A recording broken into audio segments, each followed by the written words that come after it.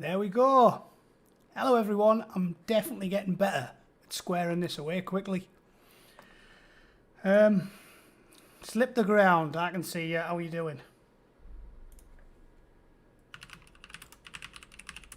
Good evening. There you go. Sound working alright? Let me know. Seems to be. Or at least I can hear myself in my ears because I'm going to be playing a video.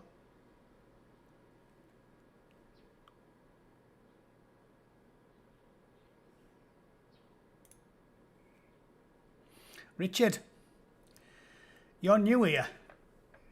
Deb's red. How are you doing?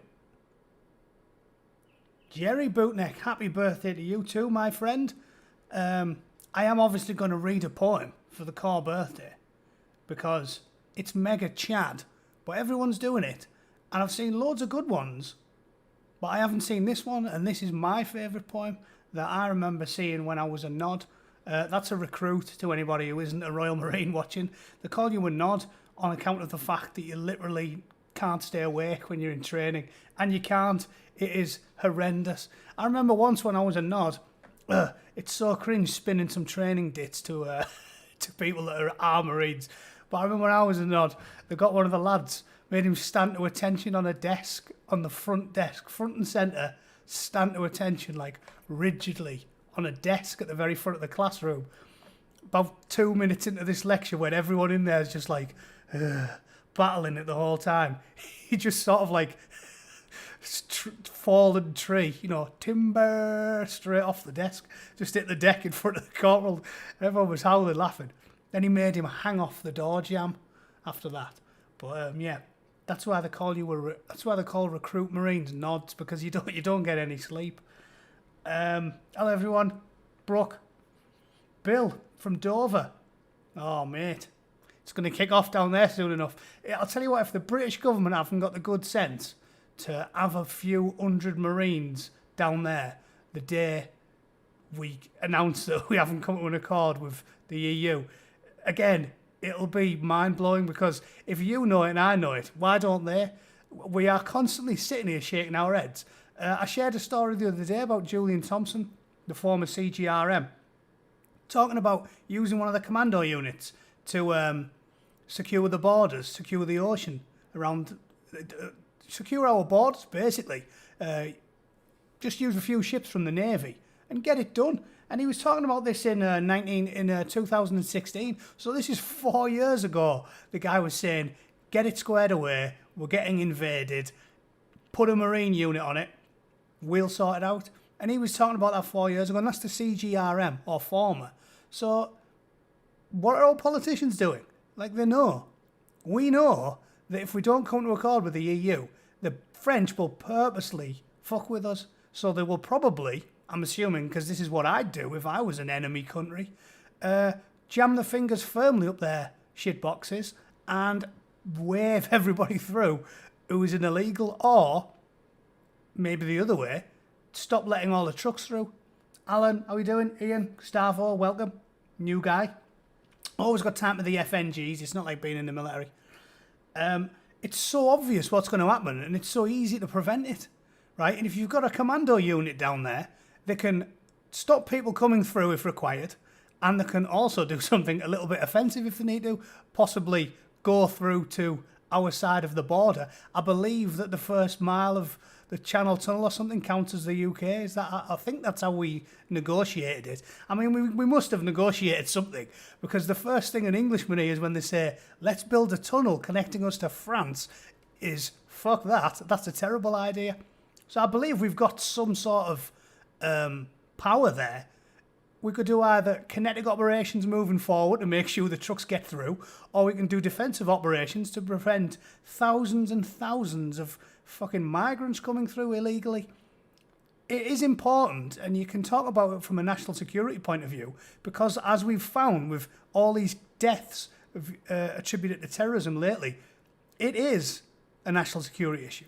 These people cannot be vetted, and thousands of them may have served with ISIS, with Al-Qaeda, with the Taliban. It's not just economic migrants, it's people. I mean, we've had stories of young women who were people trafficked and raped by ISIS fighters, bumping into them in supermarkets in Germany.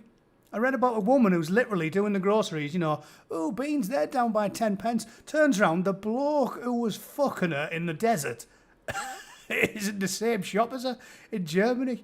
This is what we're dealing with. And we know it's a problem. And our politicians don't. Every single thing that happens is reactive. It blows my mind, absolutely. Like I've talked about, you do a basic risk assessment in life in general. If you're working in like quality control or in the aerospace industry, you have to constantly do risk assessments. You have to constantly be thinking about, right, everything is like a ripple in a pond. If you throw a pebble into a pond, the ripples come out from that and they cause more friction, right? Our politicians don't seem to know this. They go, oh yeah, let's just do X. And they don't think about the repercussions, the myriad repercussions that come off whenever they enact some legislation. It's common sense to you and I. But for some reason, our politicians, which does almost turn you into a conspiracy theorist, doesn't it? And I never have been a conspiracy theorist. But it's almost like they can't be that stupid. And if it's not down to stupidity, which is what I've always thought, then it surely is down to malevolence. Like, because they never, ever have a plan in place. Everything we do is responsive. Everything. And if it all goes tits up with Europe and the French go, right, fuck yous, collapse all the borders, let everyone through, they're going to stop policing the entrance to the Channel Tunnel in Calais. Suddenly, we'll have 20,000 immigrants running around the car parks of fucking Dover. And they'll go, well, we didn't see that. We didn't see that coming. We never knew the French would do that. We did. We did. A week before you make any big announcements, get a commando unit down there doing some training, running some drills, and getting shit squared away, because we know what's coming. Do it. Anyway, that was a very large segue from talking to someone from Dover. Welcome to the channel anyway. Welcome. So, I'm going to read this poem because it's a car birthday. 28th of October, 1664. Easy to remember because that's when Cronenberg was also made for the year. And also, it's easy to remember for me because it's 2 days after my birthday. And Captain Cook was born a couple of days before as well. So there's 3 hoofing birthdays for the Royal Marines and the Royal Navy in October. I think the angry bootneck is less important than Captain James Cook or the birth of the car, but there we go.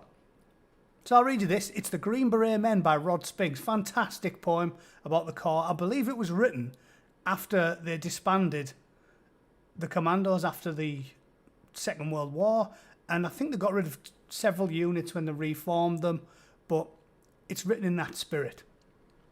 I'll try and put my poshest voice on for it. It's The Green Beret Men by Rod Spinks. A word in the house, a stroke of the pen. The country disbanded, a fine body of men. With fighting finesse and fitness supreme, the creme de la creme wore berets of green. Gets me right there.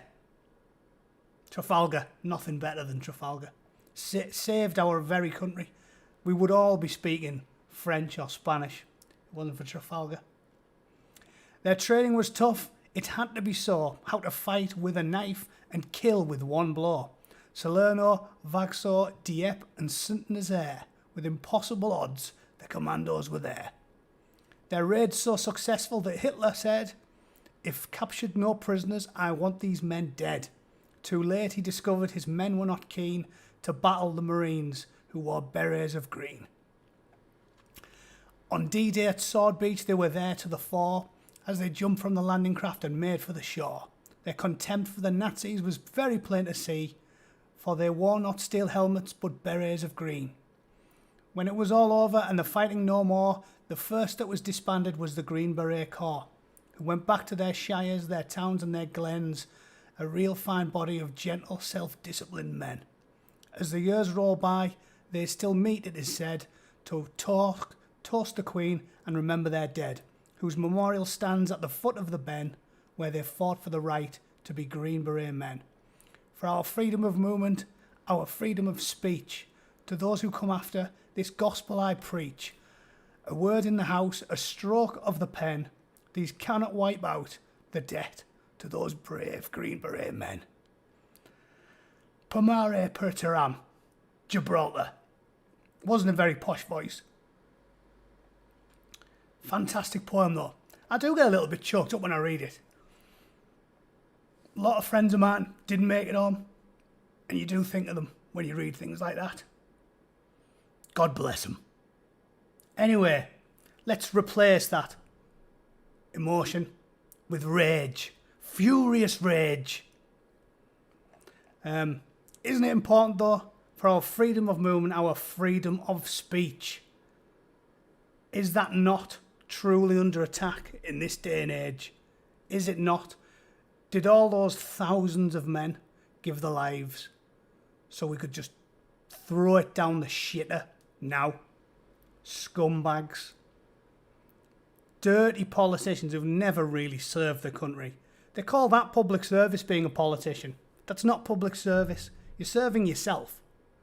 You're serving yourself when you're a politician.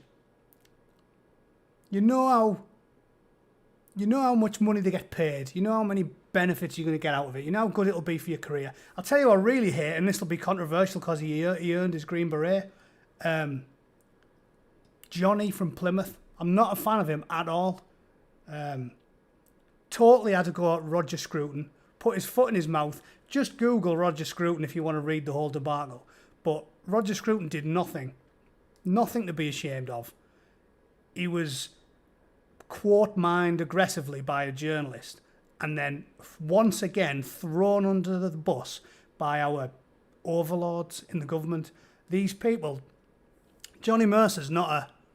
He's interested in himself. He left the corps and he thought, he left the army, sorry, he wasn't a bootneck, he was an army commando, I believe. And he thought, this'll be a good gig. I'm doing that. And he just threw him under the bus. I believe he did eventually apologise, but I've got a really, really low opinion of Johnny Mercer in Plymouth. And I'll just leave it at that. So that's enough for the birthday things. Fantastic poem, that.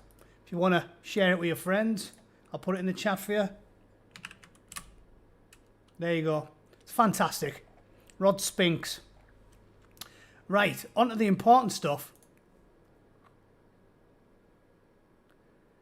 Hunter Biden. You know, I always talk about, whenever I'm discussing things with you guys, as long as you have integrity and you carry yourself well and with honesty and decency, you can always be proud of the man who stares back at you when you're having a shave. Something my father told me when I was a kid, and it always stayed with me. Just carry yourself with a bit of integrity. Do the right thing. Be selfish and do the right thing. You know? That makes sense. If you think about it for just a moment. Because if you ever have a... I know you sleep like a log when you're 20. When you're 40, you don't sleep as well. It's a common thing, right? Whenever you do have a night where you can't sleep and you're tossing and turning, that's when you ruminate and go over all the things in your life. And the weird thing is, if you can't sleep at 3 o'clock in the morning, maybe a bad dream wakes you up or something, and you just struggle to get back down to sleep, you start ruminating on things, and when you do things that make you feel ashamed, you are your best judge. It's not God, it's not some spirit, it's you. The judge of your behaviour is you, because you can't get away from your own conscience.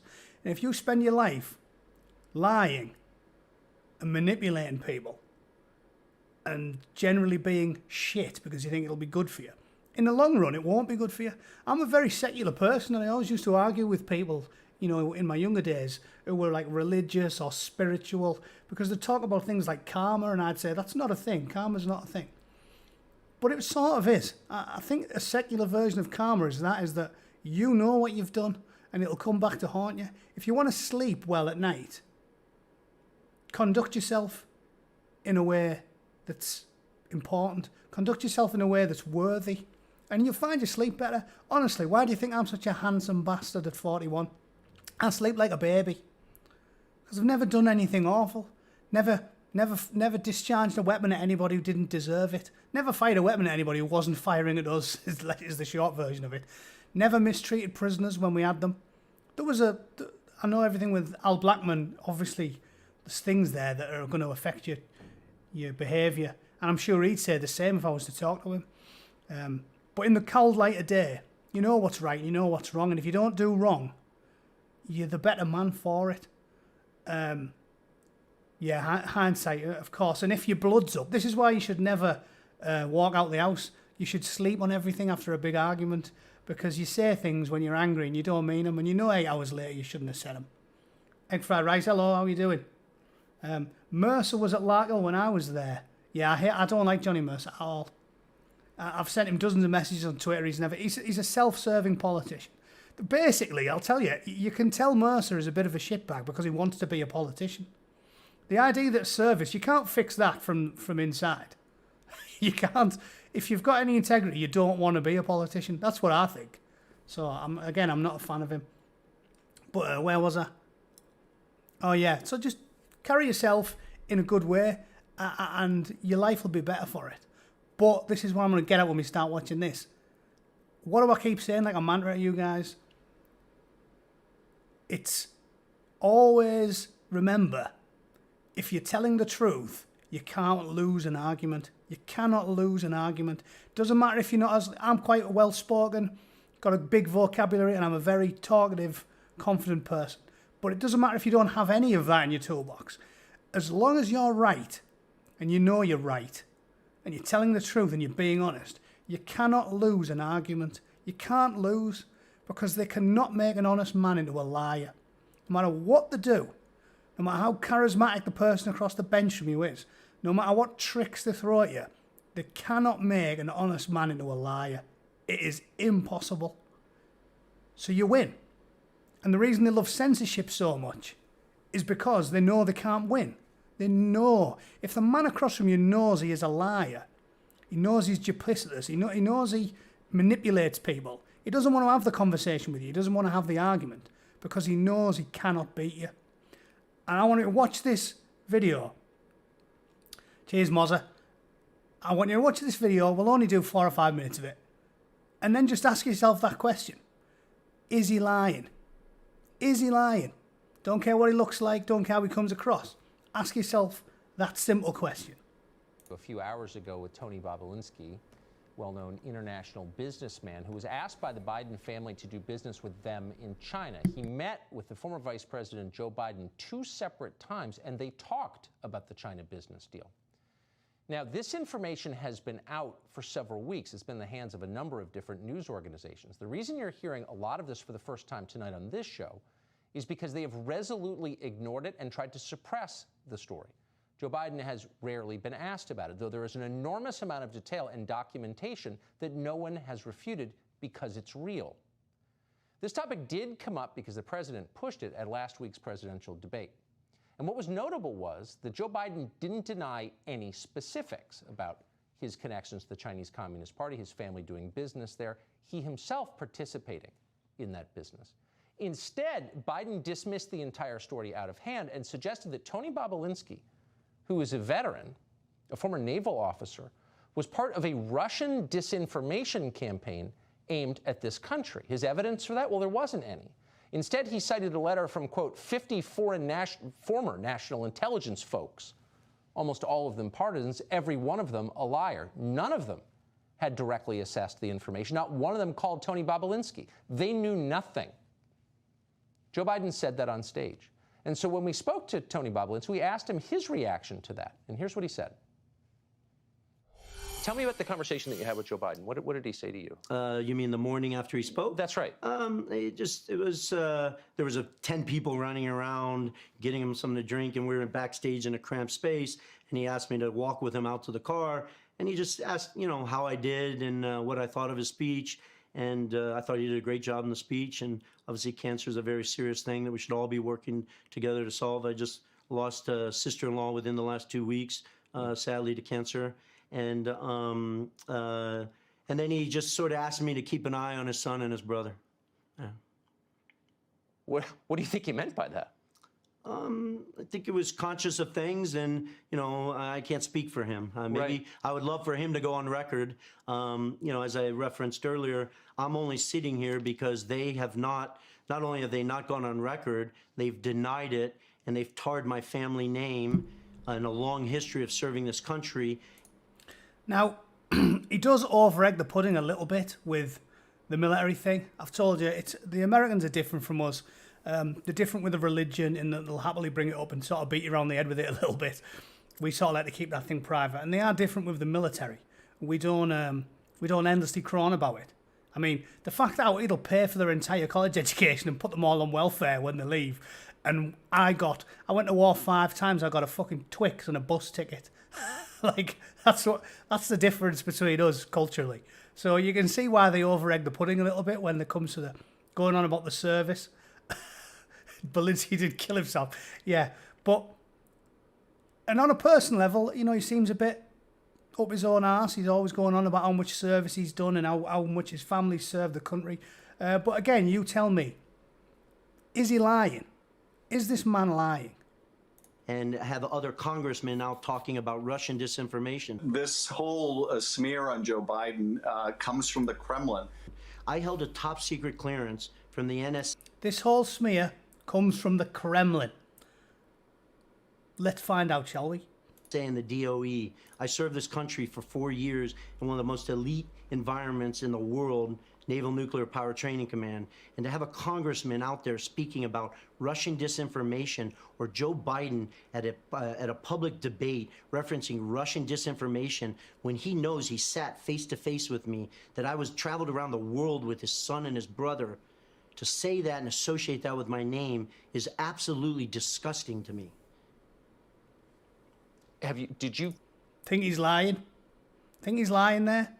I sat across from you, talked to him on dozens of occasions, worked closely with his son and his brother, sat right there, and they're going to not only deny it ever happened, but go on TV and say, oh yeah, he's a Russian. Works for the Russians. Do you think that man's lying? Because I don't.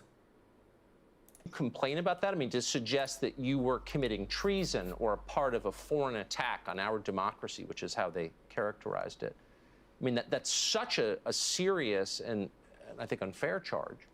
Did you bring this up with them? Well, in basic form, you're exactly right. They are publicly accusing me of treason right now, treating me like I'm insignificant, or the 50 years of history that my family served this country is insignificant, and that's why I'm sitting here having this. I assure you, this is the absolute last place I want to be right now, and the last thing I want to be doing right now.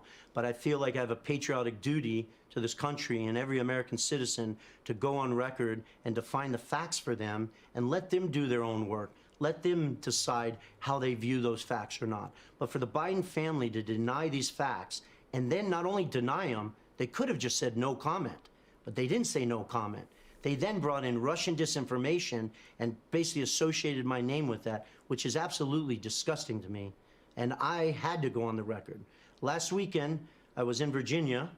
Sadly, my sister-in-law passed away at around, I think, 6:38 Saturday morning. That's the wife of my brother, who spent 28 years serving this country as a naval flight officer and just retired. So you can imagine me dealing with that and the tragedy of that. When I saw Adam Schiff go on record talking about Russian disinformation after this email had been posted online by the New York Post, and remember, that email was to me from James Gillier, right? It wasn't, you know, I wasn't blind carboned or CC'd on that. It was to me stating that I was going to be the CEO of this enterprise. I was at the end of my rope.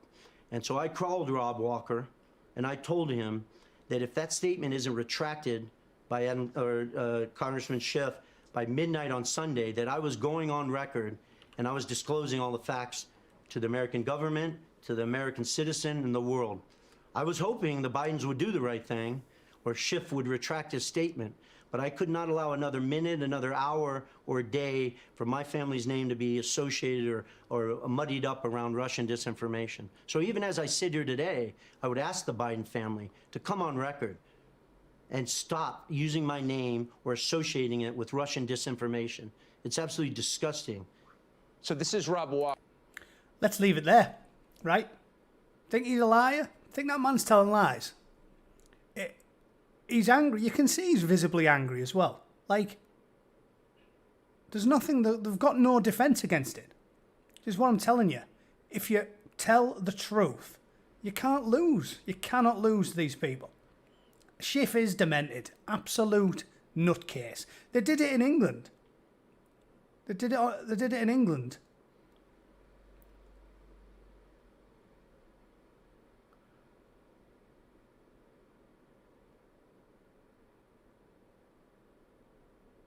I don't know what that's about, man. The fat bloke about a heart attack.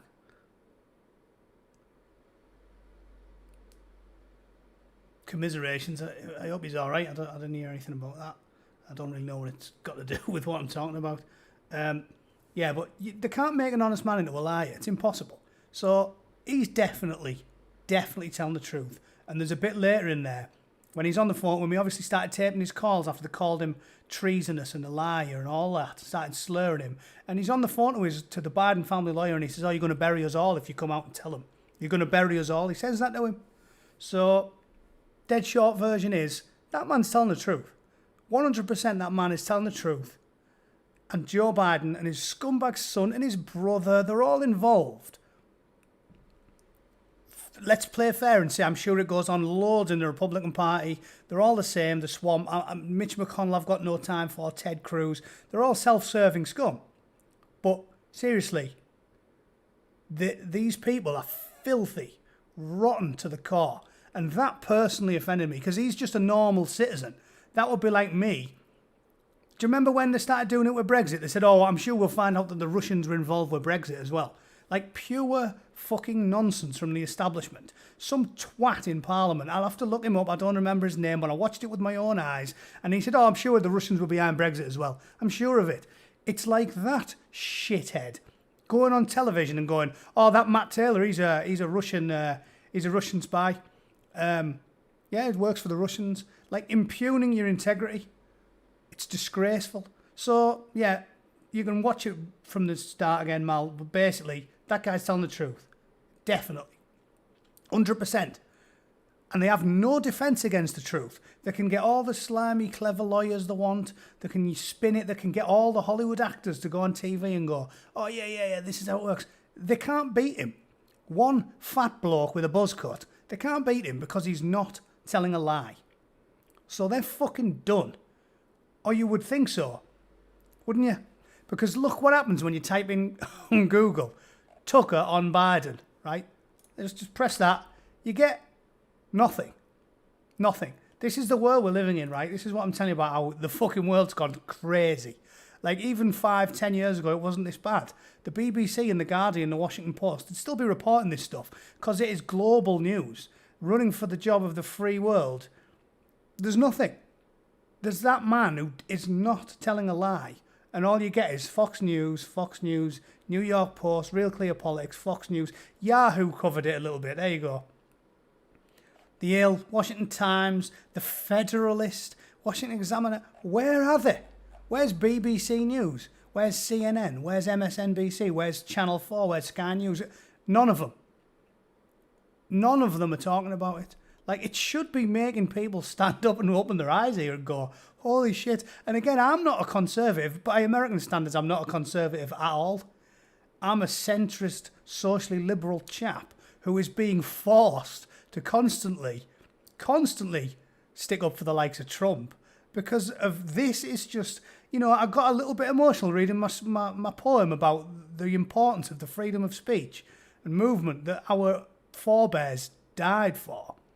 And currently died for, by the way. We're still fighting in bloody wars all over the place. And I've been to 5 of them. And it's important to me. Integrity is important to me and the truth is important to me. And I swear to God, if this was all coming out about Trump and it was as bad, especially with the way the mainstream media are going about it, I'd be slagging the shit off out of Trump. It's wrong. Trump looks after himself. They're all in on it. And they all give jobs to the kids and they all do it. But nobody's done it to the degree that Biden has. Nobody.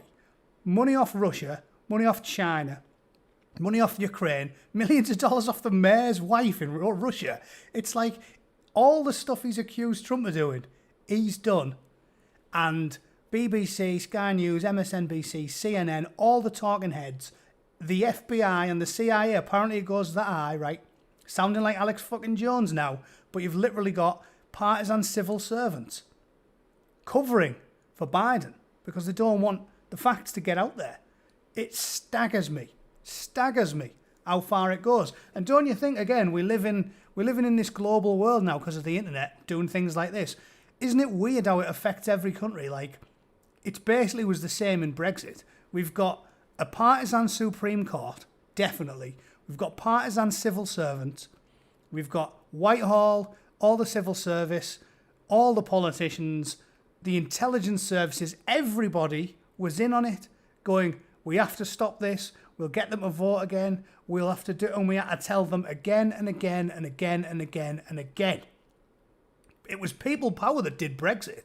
How many times did they try to stop it? We had referendum, election, European elections, have another referendum. It's like the entire system that's in place did everything they could to stop it. And now they're doing that with Trump. Trump's got his myriad flaws that I've talked about. But this is a big story. That man's telling the truth, and nobody wants to talk about it. Social media's blocking it, Twitter's blocking it, Facebook's blocking it. YouTube, Google, they're in on it. BBC, Sky, CNN, MSNBC, the civil service, the FBI, the CIA, nobody wants to talk about it. Why don't they want to talk about it? And things that were not even verified, like talking about Trump pissing on hookers, and or didn't he say paid hookers to piss in the bed Obama slept in? Unverified gossip from cocktail parties in Russia. And that shit was on the media for 2 weeks. Which is the most credible? This guy pouring his heart out right in front of the camera and daring them to call him a liar, or gossip from a cocktail party. It's staggering. Staggering to me how far it goes. Shocking. Kerry, I will do that because I want to see some. That guy is a sick fuck, and nobody wants to talk about it. You've just got to hope that the American public are as switched on as the British public, whereby even though the civil service, the business leaders, the magnates, Whitehall, MI5, MI6, BBC, Sky News, Channel 4, everyone, all parties threw as many hurdles in the way of the general public as they possibly could. Vote again, vote again, vote again. Do it. By sheer force of will, the British public, the great British public, made it happen. Because every single chance they got, they said, we're fucking doing it. We don't care. And like I always said, I don't know if a lot of you guys haven't been on for this on my channel for a long time, but even before I had a channel, I was talking about it all the time. I didn't vote in the initial Brexit referendum. I went from being on the fence to being hardcore Brexiteer on steroids out of principle. Because I keep saying I'm a principled man. I didn't vote for Brexit. I don't live in the UK anymore.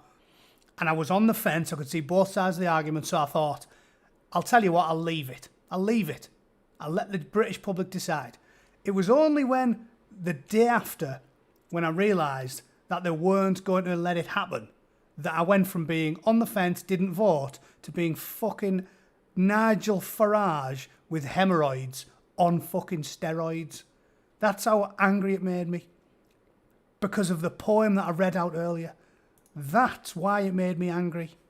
That is why it makes me emotional. It makes me furious. Freedom. We bled for it. And the people told them and told them and told them and told them. And they went, nah, it's too hard. We can't do it. Fucking do it. That's why I get angry about it. Because of blood, sweat and blood. It's earned. Freedom is earned. Respect is earned. And these fucking worms think they can go against it because, it's a bit of work. Who cares? Stupid people don't know anything. Those stupid people are the ones that stopped the Nazis. It wasn't you. People like Owen Jones, writers at The Guardian didn't stop the Nazis, and they never will. And when it kicks off in a few years' time and you get Islamic fascists, ISIS types running around the streets, it's not going to be the Guardian journalists and the BBC journalists who fix the fucking problem. It's going to be people like me. So don't tell me you can't do it. They do work for us. And we stop them getting the balls cut off. So don't tell me you can just ignore it because it's hard work. They make me sick, these fucking people. So you've just got to hope. You've just got to pray that the American public are as sensible as the British public. And even though everyone's against them, and everyone's lying, you've got to hope people with integrity will come out and support the only alternative. Because again, he's got very little merit, Donald Trump, but he isn't a communist, and he isn't an authoritarian, and he isn't a fascist. And he's the only choice you've got at this point. So you've got to hope enough people. Like I said, I still think it's going to happen because people like me, when they started trying to stop Brexit, we came out and said, fuck you, I'm going balls deep on Brexit now. You didn't want to do it, so fuck you, we're doing it. And I think there's got to be 10 million Democrats, fence-sitting Democrats, people like me who registered as a Democrat, but were appalled by these three fucking shit weasels and the games of the civil service and the branches of government and social media and big tech and the big media, who are so appalled by their behaviour they'll hold their nose and vote for Trump anyway, even though they don't like him. So I still think, I don't care what the polls say, I don't care what, I still think he's going to pull it off, because I think 10 million fucking Democrats with integrity, black voters, another good one, who are constantly hammering about racism, I think enough of them are going to go, you know what, I don't even like him, but I'm still going to fucking support him, because these fucking scumbags need to know who they work for. And Jack Dorsey, what Jack Doorstop, look at the clip of him. You know, I was talking about how integrity is good for your soul. It's good for your soul having integrity. Look into his eyes there. First of all, he looks like a homeless male prostitute. Secondly, he's got the vacant, desolate look in his eyes of a man who doesn't sleep very well because of what I was talking about earlier. Because he spends his life manipulating, lying and mistreating people. And when you do that, you think you're doing well because you're a billionaire and your business is going well. He's got that look in his eyes. I sleep like a fucking baby because I carry myself with some integrity. That man, that haunted, homeless male prostitute, doesn't fucking sleep at night. He looks like a crackhead with 8 tapeworms. Look, Jack Doorstop. What a shitbag that man is. So fuck him. I'm confident Trump's in with a shot. I don't care what they say. For the same reason that we still managed to make Brexit happen. Because it matters. And even people who don't like the man will support him. Because look at the alternative. I've got about 10 more minutes. What else can I talk about? Oh yeah, I did want to do some more stuff. I don't want to keep going on about that. But just look it up. I'll put the links in the description. Shit about Biden. I did want to cover this briefly because I just want to show you the difference. What a difference 5 years makes. The Guardian used to cover both sides of the aisle because the Guardian used to have integrity 10 years ago. They hadn't gone insane. The BBC hadn't gone insane 10 years ago. It's only in the last few years that they're fucking totally nuts. And this is the Guardian. Look, why shouldn't Hunter Biden join the board of a gas company in Ukraine? Big story about him, but this is from 2014. So they're not interested anymore. This stuff, that man who's pouring his heart out on the camera should be on CNN, he should be on MSNBC, he should be on the BBC, but he isn't because they've lost the plot. Because we allowed them to take over the institutions like Oxford and Cambridge and Princeton and Harvard and brainwash a fucking entire generation of people who think that making sure you agree with their political opinions is more important than truth, it's more important than integrity, it's more important than selflessness, honesty, justice, anything. All that matters is winning a political game. It's the world we're living in. So yeah, Hunter Biden, take the piss out of him. Go, oh, chip off the old block. He's the son of Joe Biden. Oh yeah, he's definitely got the job because he's great. Taking the piss out of him. Yeah, totally based on merit. They knew. They'd tell you back in the day. 6 years ago, they'd tell you. But not anymore. Because we're living in crazy town. So that made me laugh. And one last thing I'll talk about before I bugger off. Yeah, these scumbag senators, the BBC again. I love reading their shocking coverage of it. They always say, how come people think big tech are biased? Like they say it with a straight face. When even Emily Maitlis, or whatever she's called, would, I'm sure, admit, like, yeah, the BBC's got a left-wing bias. Even, like, Owen Jones, I'm sure would say, yeah, CNN's biased. MSNBC's biased. Facebook and Twitter are biased for the left. Everybody knows this. Fox News are biased for the right. Everybody knows it. Everyone on the right, the conservatives, they don't have the brass neck. If someone says to them, oh, Fox News is all right-wing, they don't have the brass neck to go, no, it isn't. No, Fox News isn't biased. Fox News is totally fair and definitely left-leaning. They don't have the balls to say it. But Twitter and Facebook and the BBC and MSNBC, they go on, we always get accused of being biased, but it's nonsense because we get accused off both sides. You don't. Everyone who has a hole in their fucking arse knows that the BBC and big tech are biased to the left, but every time they talk about it, they go, for some reason, we just get accused. Just crazy. Tony, 86, but yeah, 28 years later, again, used to be logical back in the day, Tony. You're obviously, fucking hell, what, in your 50s? So, not completely brain dead. These kids who've been indoctrinated sort of under the age of about 35. Fucking mental. Mental. Old school Labour aren't crazy. Michael Foot wasn't crazy. Peter Shaw wasn't crazy. Tony Benn wasn't crazy. Yeah, Mal, you do have to pay for the licence fee. There's loads of stuff I can't watch. So I use a VPN. And then I can watch it. But you have to pay for the VPN. Still, at least I don't have to give the fucking BBC any money. Yeah, so that's funny. Read the BBC's thing. It's just constantly going, I can't believe people say Jack Dorsey's fucking biased. I can't believe it. I mean, he's definitely centrist. Yeah, right, Orbie. Yeah, you believe your own fucking nonsense, you lunatics. 5 minutes left. What can I do? Oh, yeah, Prince Harry. Prince Harry, right? It's worth talking about because it's the core birthday. The Ginger Prince is a fucking idiot. We need him out. He's gone, hasn't he? He's not the core CGR. He's lost his VPN on Netflix. Yeah, they work all right. You just have to pay for them. But they've lost the plot.